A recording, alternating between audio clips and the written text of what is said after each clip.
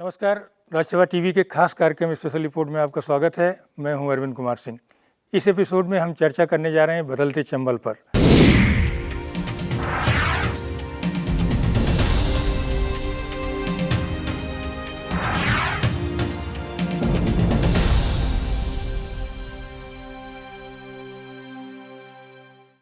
एक लंबे अरसे तक जिस चंबल इलाके में बंदूक संस्कृति हावी थी, वहाँ आज काफ़ी कुछ बदलाव आ रहे हैं। खासतौर पर ग्रामीण समाज जाग रहा है। साक्षरता से लेकर तमाम सोपानों पर यहाँ ज़मीनी स्तर पर बहुत सारे बदलाव दिख रहे हैं। हाँ, ये अलग बात है कि आज भी खेतिहर समुदाय की स्थिति में उस तरह का बदलाव नहीं आया जैसा आना चाहिए था।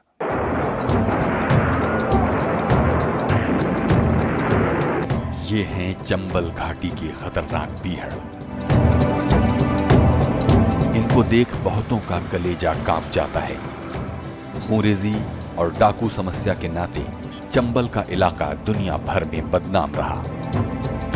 चंबल का जिक्र आते ही दिमाग में बागी, बंदूकें और बीहड़ ही कौंधते हैं। यहाँ की घाटियों में बगावत, जुल्म और क्रूरता के साथ रॉबिन हुड शरीफों की तमाम कहानियां भी तैरती हैं।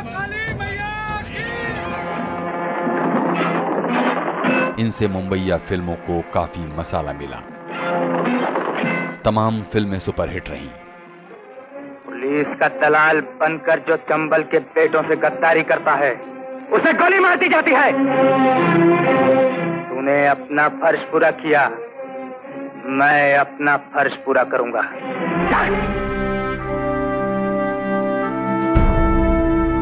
चंबल के दामन में लगे दाग ने इसे तमाम इलाकों से पीछे छोड़ दिया। यही चंबल आज नई करवट ले रहा है। राज्यसभा टीवी ने चंबल के इस नए रूप की पड़ताल करने की कोशिश की है। अभिशप्त चंबल नहीं है, अभी तो ये चमकता चंबल हो गया है। इतने फैक्ट्रीज, इतने colleges, engineering colleges, technical institution, research laboratories सबको देखने को मिला। तो मैं अचंभित रह गया, क्योंकि इस तरह के इतने विकास हुआ है। ये लॉ एंड ऑर्डर और ये जो डाकू समस्या का परिणामों से और डाकू समस्या का प्रभाव से बहुत से लोग भयभीत होते थे। उनको डील करने में ही हमारा समय ज़्यादातर खर्च होता था। अब हम देखते हैं बहुत फ़र्क है। मध्य प्रदेश, उत्तर प्रदेश और राजस्थान के विशाल दायरे में फैली चंबल घाटी सदियों से अभिशप्त रही। तीनों राज्यों की सरहदों ने डाकुओं को आश्रय दिया। इलाकाई लोगों ने इनको बागी माना और भौगोलिक परिस्थितियां और बीहड़ इनके मुफीद रहे। चंबल और उसकी सहायक नदियों के भयानक बीहड़ों में उतरकर किसी को तलाशना आसमान से तारे तोड़ने सरीखा रहा है।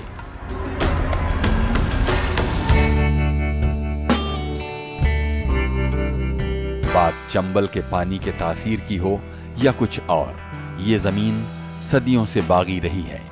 यहाँ के लोग स्वाभिमानी और बहादुर हैं।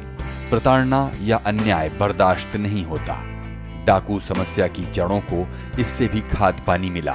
भूमि विवाद, बदले की भावना, पुलिस उत्पीड़न और हथियारों की सुलभता ने इसे और पनपाया।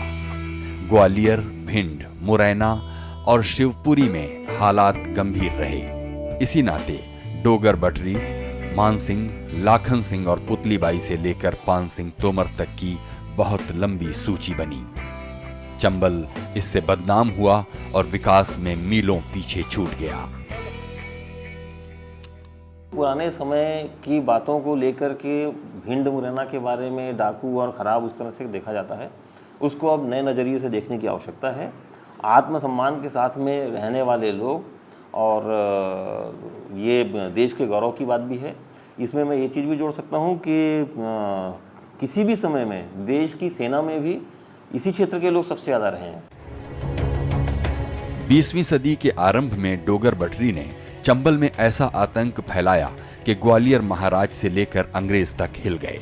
उसका सफाया हुआ तो 1939 से मानसिंह ने चंबल को थर्रा दिया।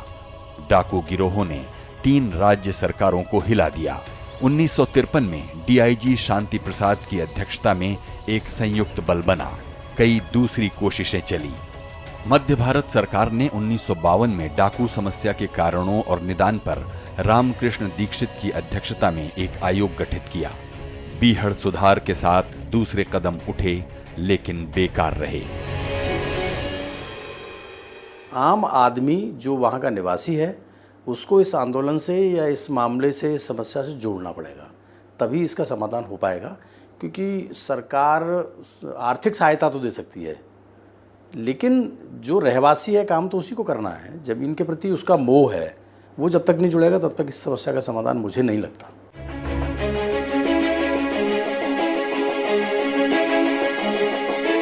चंबल की बंदूकों की गूंज दिल्ली में प्रधानमंत्री पंडित जवाहरलाल नेहरू तक पहुंची।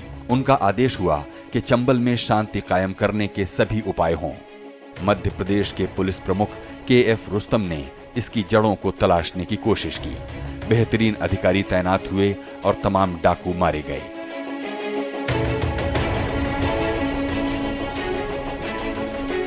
आचार्य विनोबा भावे और जेपी ने भी डाकुओं का हृदय परिवर्तन की कोशिश की।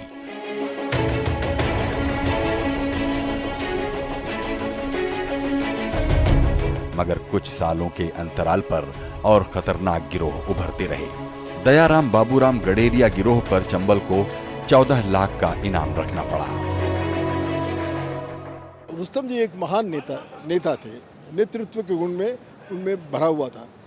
एक अच्छे नेता जो हैं वो लोगों में अपने प्रति विश्वास पैदा करता है। डाकू समस्या का निराकरण का जो फाउंडेशन जो है वो उन्हीं ने किया था। नई बयार और बहुत सी कोशिशों ने आखिर चंबल को डाकू गिरोहों से मुक्त कर दिया। 2006 से 2010 के बीच सारे संगठित गिरोहों का सफाया हो गया। तीनों राज्यों के बीच की समझदार और संचार क्रांति के साथ काबिल अफसरों ने भी इसमें अच्छी भूमिका निभाई। जन सहयोग, पढ़ाई लिखाई और चंबल की छवि बदलने की ललक इसके पीछे के कारणों में अहम रही। 1962 के खतरनाक दौर में भिंड में पुलिस अधीक्षक रहे एम नटराजन ने लाखन सिंह जैसे गिरोहों का सफाया किया। उनके पास उस दौर की तमाम यादें हैं। 62 में यहाँ पर आया, 3 लोकल्स जो इसी एरिया के डाकू एक क्षेत्र में स्थित गांवों के रहने वाले थे, वो मेरे गार्ड बने थे। पूरे 8 साल तक यही तोमर और भदौरिया गार्ड्स जो हैं मेरी रक्षा किए और कभी इन पर मुझे अविश्वास करने का मौका नहीं मिला। बागी बंदूकों और घोड़ों पर सवार डकैतों के माध्यम से फिल्मों ने बाहर चंबल की जो छवि बनाई, वही चंबल का अतीत नहीं है। ते लोगों ने हमारे हाथ में जब पकड़ा दी, अब हम भाग रहे चंबल का बीहड़ में। जा बात को जवाब को देगो, जा बात को जवाब को देगो।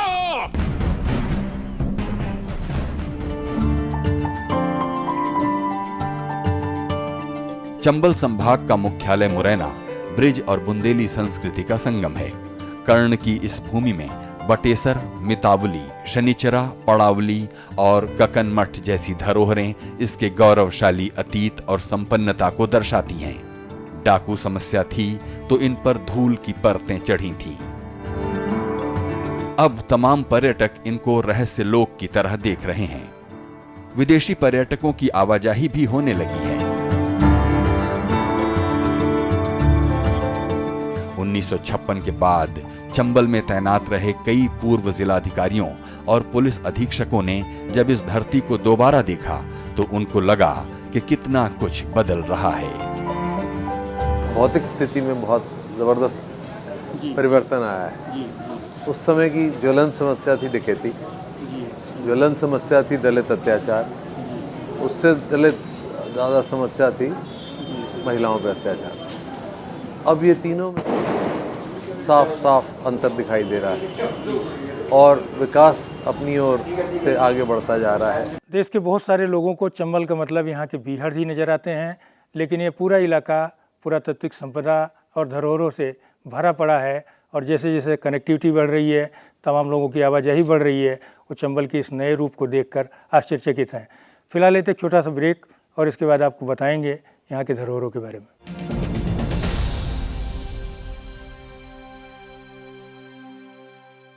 ब्रेक के बाद आपका स्वागत है। आप देख रहे हैं हमारा खास कार्यक्रम स्पेशल रिपोर्ट और मैं हूं अरविंद कुमार सिंह। हम चर्चा कर रहे हैं बदलते चंबल पर। चंबल इलाके में एक से एक नायाब धरोहरें हैं जिनके बारे में लोग बहुत कम जानते हैं।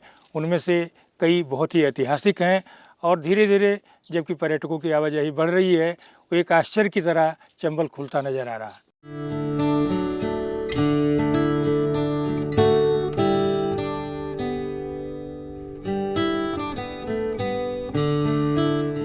चंबल के बीहड़ों में मितावली गांव की शानदार धरोहर 64 योगिनी मंदिर संसद भवन का बोध कराती है। पर यह संसद भवन से 1000 साल पहले बना।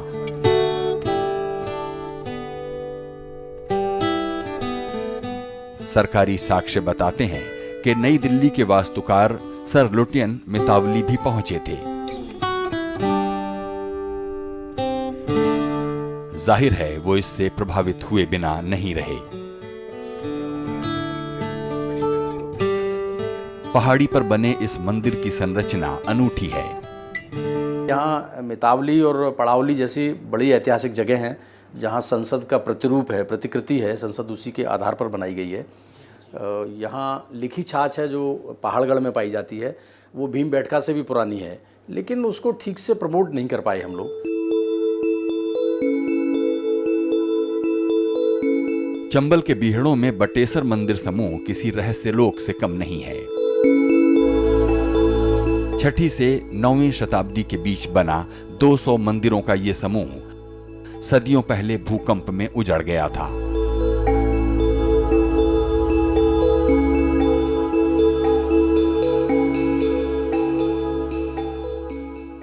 भारतीय पुरातत्व सर्वेक्षण के अधिकारी के मोहम्मद की कोशिशों और चंदेरी के कारीगरों ने कई मंदिरों को फिर से खड़ा किया है।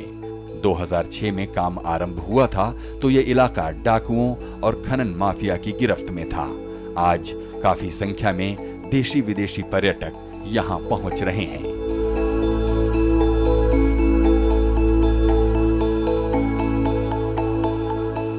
मुरैना में पर्यटन विकास की नई योजनाओं के साथ टूरिस्ट सर्किट का विकास हो रहा है। केंद्रीय मंत्री नरेंद्र सिंह तोमर की कोशिशों से हाल में साकार हुआ रामप्रसाद बिस्मिल संग्रहालय बदलते चंबल का नया अध्याय है। यहाँ पे पर्यटन की अपार संभावना है। मैं ये कहना चाहूँगा कि पर्यटन को देख करके मुरैना किसी भी तरह से नहीं है। और अभी जो प्रयास हो रहे हैं, माननीय सीएम साहब ने हमारे यहाँ पर्यटन के लिए 2 पर्यटन सर्किट बनाने का प्रयास कर रहे हैं और हम अब उन स्थलों को डेवलप कर रहे हैं। और आप जानते हैं कि जो पर्यटक ग्वालियर आता है, आगरा से चलता है या दिल्ली से चलता है, वो मुरैना नहीं रुकता है। हमारा प्रयास ये है कि जो पर्यटक थ्रू जा रहा है वो मुरैना रुके। चंबल घाटी का गौरवशाली अतीत है। यहीं के तोमर शासकों ने दिल्ली पर राज किया। ये इलाका कई क्रांतिकारियों और कलाकारों की भूमि है। मैनपुरी षड्यंत्र कांड के पंडित गेंदालाल दीक्षित और उनके शिष्य काकोरी कांड के नायक पंडित रामप्रसाद बिस्मिल इसी माटी की देन है। यहाँ की तमाम खूबियां हैं, लेकिन बीहड़ और बंदूकों ने इनको नेपथ्य में डाल दिया है। नई बयार में अब बहुत कुछ दिखने लगा है। जिला प्रशासन भी अतीत की भूलों से सबक लेकर नई रणनीतियां बना रहा है। इसी के तहत चंबल में हुआ पूर्व अधिकारियों का जमावड़ा एक बड़ा कदम माना जा सकता है। हमारे जितने भी ब्यूरोक्रेट्स होते हैं, तो चाहे वो आईपीएस हों या आईएएस हों, हर व्यक्ति के अंदर कुछ, जिस जिले में जब वो पोस्ट होता है तो उसके कुछ करने की तमन्ना रहती है और उसने कोई सपना देख के आता है। उनको भले ही टेन्योर कम मिलता हो और उनके कुछ थॉट्स होते हैं, कुछ चीज़ें ऐसी होती हैं कि जब अधिकारी रहता है तब तक वो दिखती हैं और अधिकारी के जाते ही वो समाप्त हो जाती हैं। हम चाहते थे कि जिस आदमी ने रूबरू पब्लिक को फेस किया है आज से 20 साल पहले, 30 साल पहले, उस समय की प्रॉब्लम, परिस्थितियाँ दूसरी होंगी, परंतु डेवलपमेंट की भी कुछ इश्यूज होंगे। वो यदि पॉजिटिव होगा तो हम उसको जो है ग्रहण करना चाहते हैं।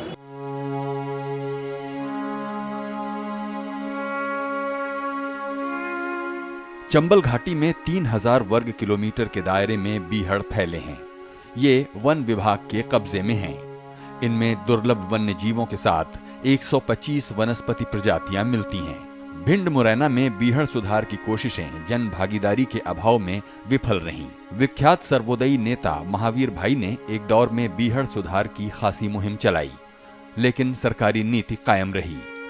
बीहड़ों से मुरैना, भिंड और श्योपुर के 1043 गांव तबाह हो चले हैं। आइए नजर डालते हैं बीहड़ समस्या से ग्रस्त खास इलाकों पर। उत्तर प्रदेश में 12.30 लाख हेक्टेयर क्षेत्र, मध्य प्रदेश में 7 लाख हेक्टेयर क्षेत्र, राजस्थान में 4.52 लाख हेक्टेयर क्षेत्र। बीहड़ की समस्या है यहाँ, वो खेती की जमीन काटता जाता है। सोयाबीन का विकास हुआ जो कम पानी पीता है, पानी की कमी होती जा रही है, आबादी बढ़ती जा रही है, खेती का रकबा बढ़ता जा रहा है। और बीहड़ को रोकने के लिए उस समय एरियल स्प्रे शुरू किया गया था, वो बाद में भी चलता रहा और अब उसके काफ़ी अच्छे नतीजे आए हैं।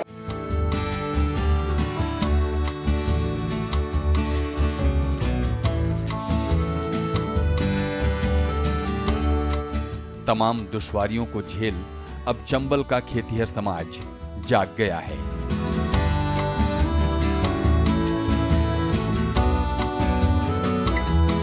यहां कृषि विकास दर 10% तक पहुंच जाना किसी हैरत से कम नहीं है। मुरैना का 60% इलाका सिंचित हो गया है। इसमें 43% योगदान चंबल की नहरों का है।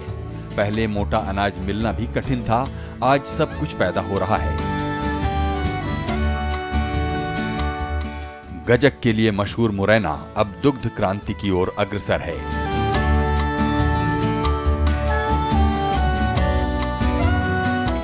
यहाँ पे दूध उत्पादन पूरे प्रदेश में सबसे ज़्यादा है, तो दूध की जो है डेयरियाँ यहाँ से दूध ले रही है। हमारी पूरी डेयरी सबसे अच्छा प्रोड्यूस कर रही है और यहाँ का दूध दिल्ली जा रहा है। फूलों की खेती और मधुमक्खी पालन में नई संभावनाएं बन रही हैं। जो किसानों में पहले भावना थी कृषि करने की, उससे कहीं अधिक दूनी भावना बढ़ी है, परंतु कृषि का लाभकारी मूल्य न मिलने के कारण किसानों को बहुत बड़ी दिक्कतें आ रही। उस समय सा कुछ नहीं होता था, चना है जाता है कहूँ के 1 बीघा 2 बीघा बस। हाँ, नहर के पानी से बहुत ज़्यादा उपज होती है जी। और ट्यूबवेल के पानी से कछु मतलब कमी है। और नहर को पानी ता खेत में लग गया तो यहाँ समझ लो कि 5 मन का अंतर होता है नहर का और ट्यूबवेल का। चंबल संभाग सरसों उत्पादन में देश में अग्रणी इलाका हो गया है। ग्वालियर चंबल संभाग में 5.5 लाख हेक्टेयर में सरसों पैदा हो रही है। एक दशक में मुरैना में खुली 25 तेल मिलों में करीब 7,000 लोगों को रोजगार मिला है।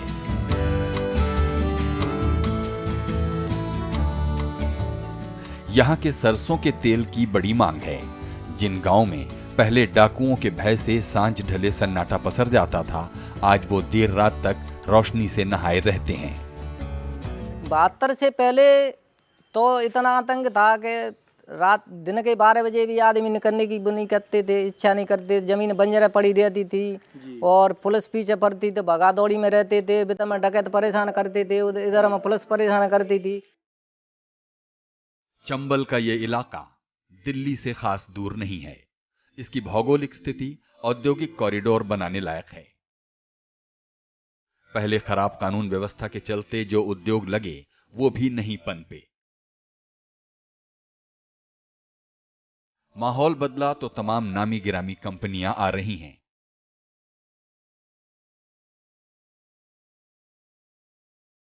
सब ठीक ठाक रहा तो बेरोजगारी भी घटेगी और नए मौके बनेंगे, लेकिन इसके लिए आधारभूत ढांचा और बेहतर बनाना होगा।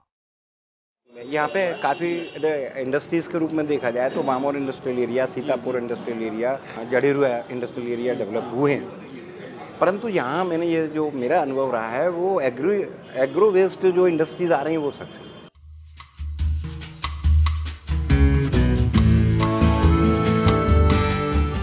आज चंबल में सब कुछ ठीक ठाक हो गया है, ये बात नहीं है। कई विद्रूपताएं भी हैं। मसलन देश में सबसे ज्यादा बच्चों की मौत इसी अंचल में होती है। सदियों से बेटियों के जन्म को अभिशाप मानने की सोच खत्म नहीं हुई है। मुरैना में 1000 बालकों पर 825 बालिकाएं हैं, जबकि भिंड में 835 हैं। महिलाएं बेटियों को बचाने आगे आ रही हैं। खास तौर पर आदिवासी इलाकों में कुपोषण एक बड़ा संकट बना हुआ है। तो भी चंबल की कई बेटियां नई भूमिकाएं रच रही हैं। जैसे एक दौर में चंबल को हिला देने वाले डोंगर सिंह सिकरवार की पोती आशा बंदूक की जगह कलम से जागरूकता के प्रसार और मानसिकता बदलने में लगी हैं। ऐसी बहुत सी कहानियां हैं। हम लोग शर्मसार जरूर इस चीज़ में लेकर हुए हैं कि जो डिक्लाइनिंग सेक्स रेशियो जो हुआ उसमें संख्या सबसे कम हुई है। तो पिछली अपेक्षा बढ़ा है सेक्स रेशियो, लेकिन फिर भी हम अभी उस पोजीशन में नहीं आए कि हम ये बोले कि हाँ सेक्स रेशियो बढ़ा हुआ। चाहे पंचायत के चुनाव ले लें या फिर कोई सा भी क्षेत्र देख लें, एजुकेशन का देख लें, डॉक्टरी का देख लें, पॉलिटिक्स में देख लें, तो महिलाएं भी एक्टिवली पार्टिसिपेट कर रही है। छोटे प्लेस में एजुकेशन का इतना वो नहीं था, बट अब ट्रिमेंडस चेंज दिखाई देता है इसमें। चंबल नदी के बिना यहाँ की बात अधूरी है। भले ही चंबल का रक्त रंजित इतिहास रहा हो, लेकिन इससे साफ सुथरी कोई और नदी नहीं है। दूसरी नदियों से परे चंबल औद्योगिक और शहरी सभ्यता से कन्नी काटे रही। इसके बीहड़ों से पैदा दस्यु संस्कृति ने कारखाना संस्कृति को पास फटकने नहीं दिया। आंचल में फैले बीहड़ों ने कूड़ा कचरा रोक दिया। चंबल घाटी के लोग इसकी कस्में जरूर खाते हैं, लेकिन गंगा, जमुना या कावेरी की तरह किसी बेटी का नाम चंबल नहीं रखते। जिसने चंबल का पानी पिया वो बागी हो गया। ये पुरानी कहावत अब बदल रही है। चंबल में राष्ट्रीय घड़ियाल अभयारण्य और जल पर्यटन से एक नई कहानी उभर रही है। चंबल सफारी के नाम पे मध्य प्रदेश टूरिज्म ने अभी कुछ करने की कोशिश की है। मध्य प्रदेश सरकार ने अभी कुछ धरोहरों को दोबारा संरक्षित करने की भी कोशिश की है, लेकिन जैसा होना चाहिए वैसा नहीं है।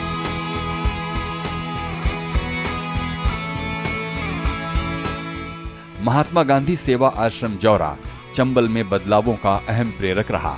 1970 में स्थापित ये आश्रम 1972 और 1975 में 654 कुख्यात डाकुओं को मुख्य धारा में शामिल करने की कोशिशों में जुटा।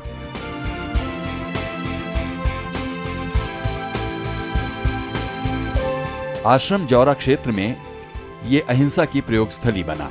इसके संस्थापक सुब्बाराव जी ने जो पौधा रोपा वो आज वट वृक्ष बन गया है।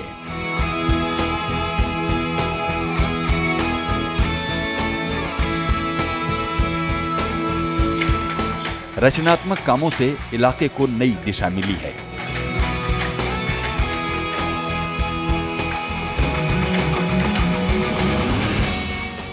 यहाँ का खादी वस्त्र और शहद देश के कई हिस्सों तक पहुंचता है। यहाँ कंपोस्ट खाद का प्रबंधन एक दौर में कुख्यात डाकू रहे बहादुर सिंह के हवाले है।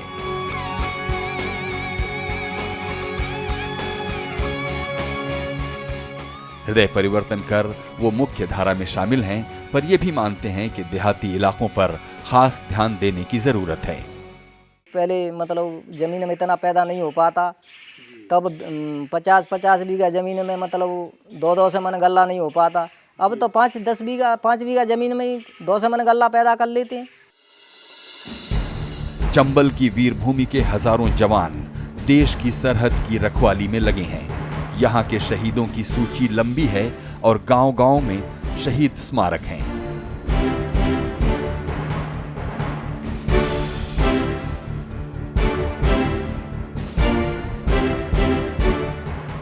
संसद की रक्षा संबंधी स्थायी समिति तक इनके योगदान की सराहना करते हुए चंबल रेजिमेंट बनाने की सिफारिश कर चुकी है। यहाँ दूर दराज के इलाकों में बड़ी संख्या में पूर्व सैनिक रहते हैं, जिन पर खास ध्यान देना लाजमी है। आपने देखा होगा जब भी शहीद होते हैं हमारे घाटियों पर, तो सबसे ज़्यादा भिंड, मुरैना और दतिया और सोपोर और माने चंबल अंचल के ही लोग होते हैं। ये तो थोड़ा सा चंबल का पानी ऐसा है, थोड़ा तेज आवाज़ है और संघर्ष करने की क्षमता है। हमारे यहाँ का किसान कितनी भी नुकसान हो जाए उसको झेलेगा, पर आत्महत्या नहीं करेगा।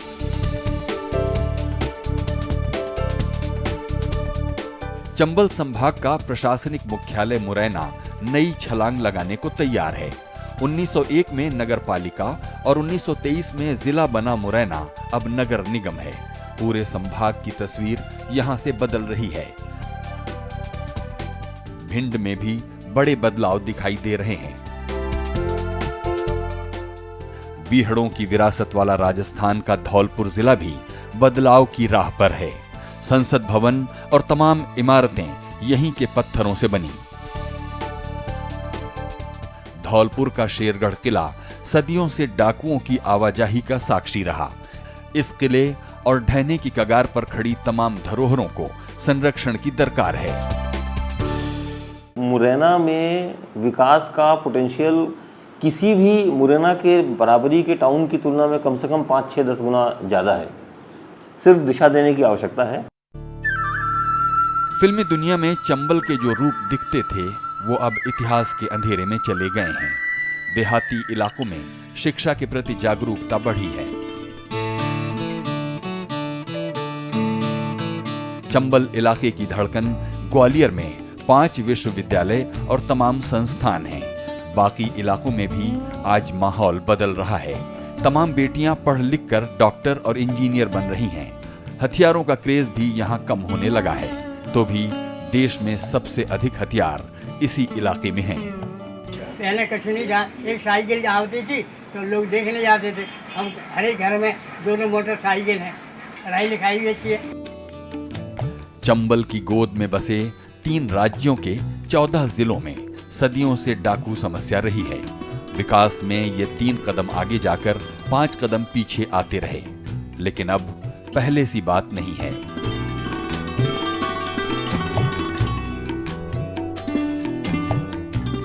सबसे अधिक आतंक के पर्याय रहे भिंड मुरैना का तो कायाकल्प हुआ, लेकिन चंबल के अतीत को देखते हुए क्या इसी से संतोष किया जा सकता है, या फिर बदलती तस्वीर के साथ लगातार चौकस रहने की जरूरत है? तो कुल मिलाकर ये माना जा सकता है कि चंबल के क्षेत्र में कई तरह के बदलाव हो रहे हैं, कई सकारात्मक पक्ष दिख रहे हैं, लेकिन साथ ही साथ कई तरह की चुनौतियां भी हैं।